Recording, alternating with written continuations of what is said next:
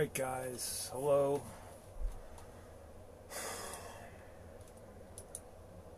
Welcome to June 30th. I'm sure some of you felt this kind of sense that this video was coming after the race today. So I'm going to get right into it, and I've been thinking about this a lot. I don't want to come across as, just a complete closed-minded Ferrari fan, because I'd like to think I'm not. Although I am a Ferrari fan, I like to be as objective and open-minded because I'm a racing fan first. So, obviously with the race today, you had the incident at the end with Leclerc and Verstappen. We all knew what Verstappen was going to do. The same way we were watching the stream, I was watching the stream at the Monte Carlo, and in those closing laps with Hamilton leading, everyone knew Verstappen was going to force something on Hamilton. We just knew. I mean, we were in the chat together, we were talking about it, we were watching the race together. We had that live session during the race, and what happens? Verstappen makes that move, and they touch, and he tries to outbrake Hamilton in a bad spot. They touch. I mean, there's a couple thoughts, and I'm a little worked up, so I apologize. All right, but I'm worked up for this because I'd like to see a little bit more respect shown in open wheel racing at this level.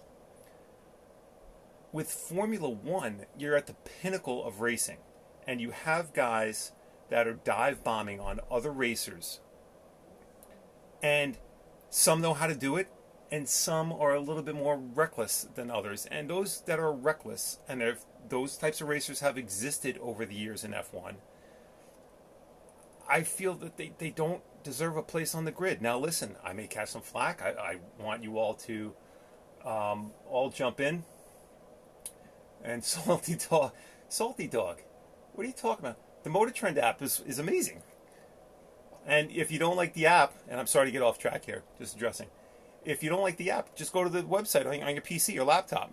But in where I'm at, the app is as responsive as the bandwidth that you have access to. So maybe that puts things in perspective a little bit. If you have the bandwidth and the things load up snappy, then it'll work for you. But sorry to get off track. Salty Dog, try it. Trust me. For me, it hasn't failed. It's always been good. Anyway, and what Verstappen said at the end of the race was, I'm unprepared and I don't have the quote in front of me, but it was along the lines of if we can't accept that as racing, then you don't belong in F1. Meaning, he's okay with the fact that they touched, and he bumped Leclerc right out of his position off the track in order to take the lead. Now, listen, I have and then the broadcaster showed replays of other passes that occurred during the race where in that same exact turn, two cars went in, and the car on the outside would back off, which was typically the car in the lead, would back off and then duck in behind the passing car that was braking late. Okay, fine. But if we look at those passing points, and we look at those braking points, and we look at where the entry points of the turns are, right? Now, when the Austrian GP, when that track specifically is not being used for an F1 race or for a professional race weekend, it's being rented out, obviously, for local clubs, car racing, car schools, whatever, because that's what every track does. And the professionals who have designed that track, the professionals who race that track, the professionals that are on that track on a daily basis, what they do is, to help everyone else on that track learn the track, is they place 3 cones at every turn, right? So I'm going to refer to the big screen here, right? So they'll place one cone where your entry point is, where you should be turning the nose of your car into the turn, so your entry point. They'll place one at the apex, right? Right where you should be clipping the curb on the inside. And then another one on the exit point, where the outside curb of the track, after you've gone through the turn, where you should be touching and how far you should be pushing the car out of the turn. So you have your entry point, your apex, and your exit point. This isn't something that's, unknown. Every driver, every track, everybody has experienced it. Everybody knows what these points are, why they exist, where they exist, and so on. So why can't the FIA use reference points in relation to those marks that are set on these tracks basically through the entire year? Why not use those reference points and include them in determinations of incidents that are under review, such as this? So, for example, if we were to be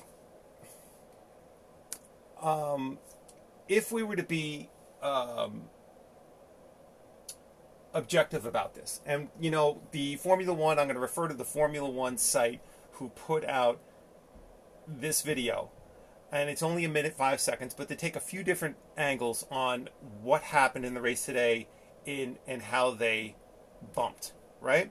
So if we look at this, and I have it at a point right now where if you can clearly see that we're way past any entry point where any entry point cone would be, which would probably be, honestly, there's no entry point that's going to be like almost even within an apex. An entry point is going to be back here, and if we look at that, if we look at anywhere along this spot, we have Leclerc in front, right? So if Leclerc's in front going into a turn, and if we continue this video and watch it through, okay, Verstappen pushes him out almost at where the apex point is of this turn. And the end result of that is that because he dive bombs so deep into that turn, almost where that apex is, he collides and pushes Leclerc completely off the track. And not pushing him off in the sense that he takes a line that Leclerc has to adjust his line. He physically touches his car and pushes him over the curbing, which had been driving every driver bananas the entire race weekend, pushes him over the curbing, where Leclerc now has to come back in and is forced behind Verstappen. Now, listen, is it possible Verstappen, he still had, a lap or two to go or whatever, he had the faster car at that point in the race? To comment on Leclerc's position, Leclerc didn't take a defensive line going into that turn. If he knows Verstappen's coming, right? Why is Leclerc not here? Because Verstappen's coming off the DRS, right? So DRS, if Leclerc knows that Verstappen is DRS, he's coming down at this turn. Why would Leclerc not take the inside line, the more defensive line, force Verstappen to go outside line, and force Verstappen to drive over the curbing if he wants to pass so bad at that part of the track? Just a thought. So could Leclerc have done something different here? Yeah, I think he could have done something different here, but that doesn't really play into what actually happened. Like, we can take that thought and put it aside. Could Verstappen have waited another opportunity to make a clean pass? God forbid he ever makes one in his career. Make a clean pass on someone. Could he waited? He had time. He had a few more laps left. He could have done it. He could have waited. Did he choose to do that? No. But at this particular turn, one of the slowest on the track, he chooses to dive bomb deep and so late, almost near the apex of this turn, where Leclerc's already in the process of basically turning in and pushing him right off the track. listen, I, and of course after the review they found nothing wrong. Verstappen keeps the win, Leclerc is bitter. Do I blame him? Do I blame Leclerc for being upset? Yeah, I'm still, for people who watch this, I know that on some of my videos I have race car drivers that watch this, right? If I'm wrong, tell me I'm wrong. Tell me I'm wrong. Tell me I'm wrong then in this particular situation and if we'll watch it again, right? You know what? Let's do this. Because we have this feature here, right? Let's go playback speed at a quarter speed. All right, tell me what I'm not seeing here. Okay?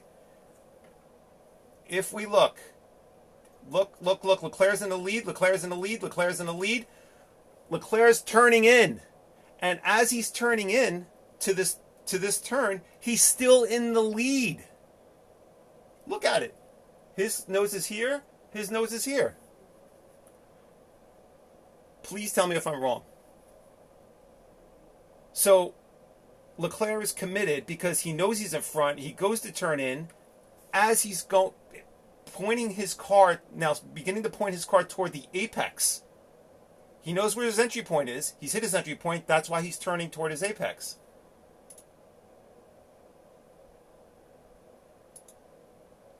Now Verstappen starts to turn, and he's dive bombed and still hard braking as he's turning the car. Leclerc's already committed to his line. He tries to adjust. Because Verstappen went so deep, he has no choice but to push his car way out. As a result of it, pushing physically contact with Leclerc off the track. Deep breath, deep breath. Guys, I'm like I said, this track on any other day of the year, the other 364 days of the year that this track is used for club events, driver academies, and so on, there would be a cone probably right about here, right about there, that would indicate the exit point of that turn, right? Once again, if there's cones on these tracks for 364 days of the year that indicate entry points, apexes, and exit points, why can't the FIA use that and say, if the car that's in the lead, if there's a battle for position, the car that's in the lead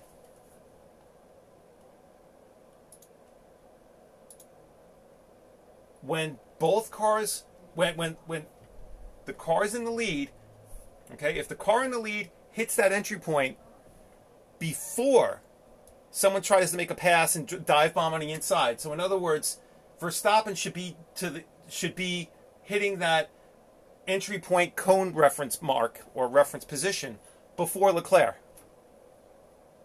And at least now, before Leclerc commits to a line, he sees the positioning of Leclerc can see the positioning of the passing car and back off, and not put himself in a position where he's about to get punted off the track and over the curbing. Why can't the FIA make a rule like that? Why can't there be official reference points that are used on every track, every day of the year, around the world, for all racing genres? Well, most racing genres, right? So we can say, this is the entry point, and have that distributed to every team before the season even starts. Everyone knows where these reference points are. These aren't mysterious things. These reference points in the form of cones are removed only for races. As soon as these guys pack up and go home, Monday morning, the track crew that takes care of that Austrian Grand Prix track around the clock all day, every day for an entire year, they're going to put those cones back first thing tomorrow morning. And you know what? They're going to have driver academies kick in again. They're going to have God knows what going on. So, you know what? I don't get it. I don't get it. If that wasn't the most dive-bombed push... Listen, this is open-wheel racing. Verstappen is risking taking out both cars, knowing that his positioning is going to make them physically bump, touch, or whatever. He's risking taking out himself and the other guy. It's so easy once these cars, if they're banging, there's nothing that's going to prevent actually one tire getting in front of the other and going over the other one and then spinning out and flipping, whatever. It's happened. It happens. That's not an unheard situation. Yeah. You know what? I hope someone can correct me if I'm wrong, if I'm not seeing something. I feel like, to me, these issues that keep popping up are solvable. Let me give you an example. For those of you that are hockey fans, okay, especially here in North America with the National Hockey League, the NHL. Obviously, there are hockey leagues across the world. If one player executes a dangerous hit on another player, right, it goes to the NHL Player Safety Board for review. So, a team will complain, they'll file a grievance with the league. The league will review the dangerous play. One player checked another player really high in the head, upper body, or head region, and so on. And what happens is that the Player Safety Board will review that and determine a punishment, if any, for the offending player, right? Now, unlike F1, what the Player Safety Board will then also do is release a video, or most of the time a video or an audio comment, but on their YouTube channel, typically you'll find the assessment of the play and a detailed decision, that outlines why they determined it was an illegal hit or it was a fair hit. And they'll slow it down and they'll say, due to this code and this rule and this and that, this is why this happened, this is why that happened, and this is why we're going to make our decision. All we get at the flash at the top of the screen is that this was under review, and then we get back, all clear. Where's the breakdown? And once again, correct me if I'm wrong, if it's printed or if it's distributed somewhere that I'm not missing, that I'm missing it, but I'm missing it. Are these decisions just based on the drivers that make up the advisory board there, and they just sit around over a cup of coffee and say, well, you know what, that's just racing and we're just going to let this one go? Or, you know what, he should have, is it just a conversation that determines it? Or are they referencing rules? Are they referencing things that are predetermined and are, laid out? I think what I'm mentioning is a fair way of determining it. If the car that's fighting for the position, the car that's behind, is not in front by the time they hit the entry reference point of a turn, then he's at fault. And you know what? Then what he should do is like an off-track type of thing where he should relinquish his position immediately and then continue the fight from there as they continue down the track. So it's one of those things where, and that's an easy thing to execute. So in this particular, just for argument's sake, Verstappen comes in. Now, as we can see, he's behind. Once again, he's behind. Even if the entry point is anywhere around here, he's still definitely behind. Leclerc starts to turn in. He's turning in, he's still in the lead. He's totally committed to his line on his turn, and Verstappen is still dive bombing deep into this turn as now he's beginning his turn.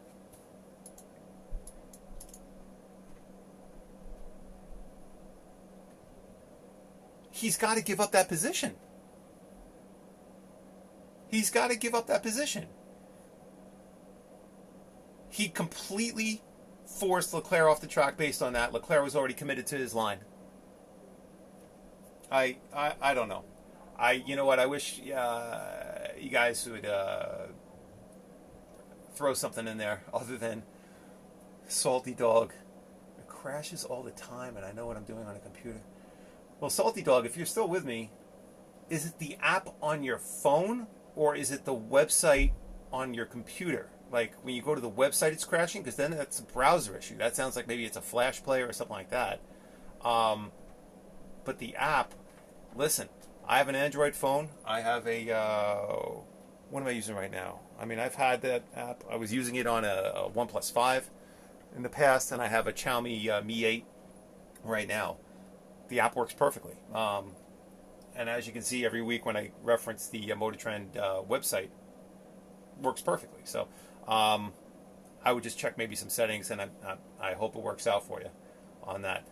Anyway, love to see some more comments, your opinions there, as far as not only on what you think about the situation, but what you think about the FIA releasing or referencing more rules that can justify and back up their ultimate decision on any reviews.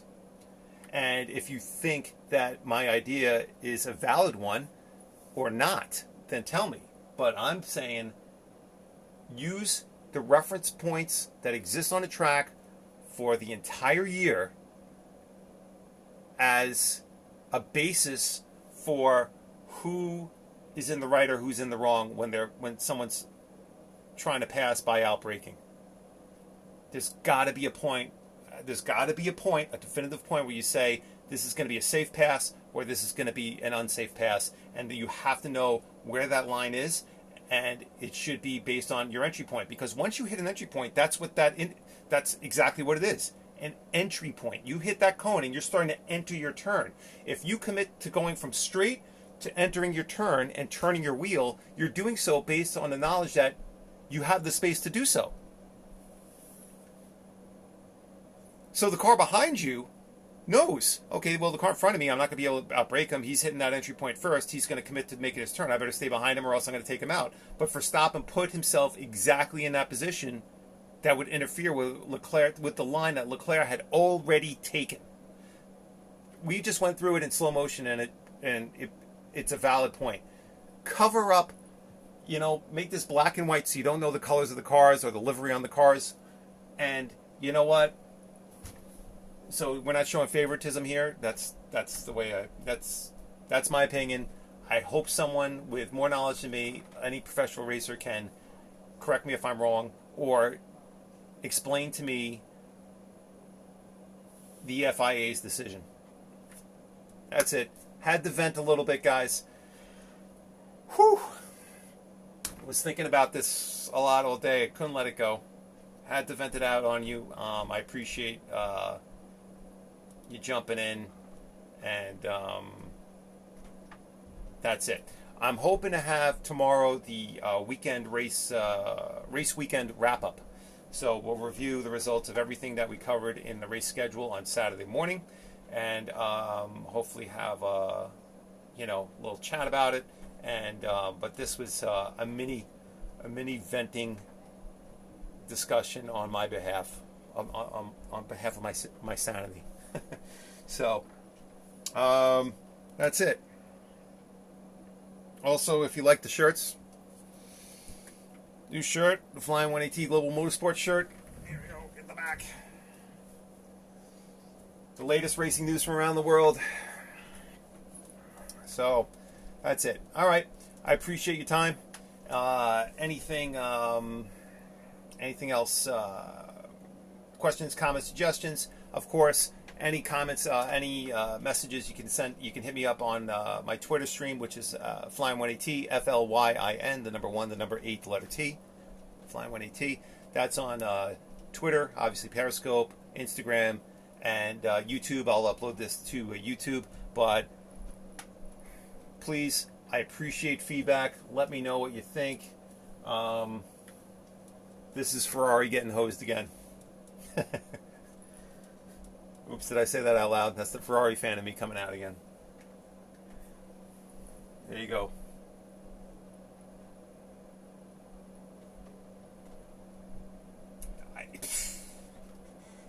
If that's not, I mean, If that's not a penalty, what is? I mean, come on.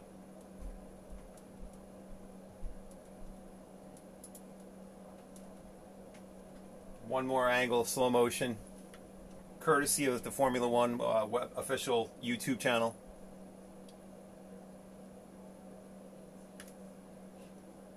He's already turning. He's still going straight. Then he turns, completely taking out Leclerc's line.